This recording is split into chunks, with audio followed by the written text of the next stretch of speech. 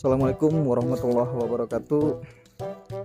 Kali ini saya akan membagikan atau ngasih tahu teman-teman semuanya bagaimana sih cara agar kita terhindar serta biar hutang kita semuanya lunas. Begini caranya.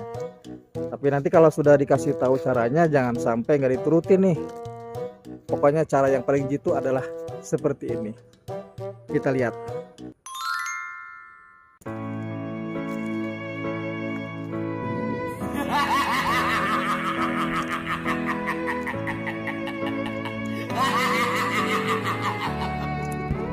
Gusti, nyatu mah carana ngarang kuring teh bisa mayaran hutang.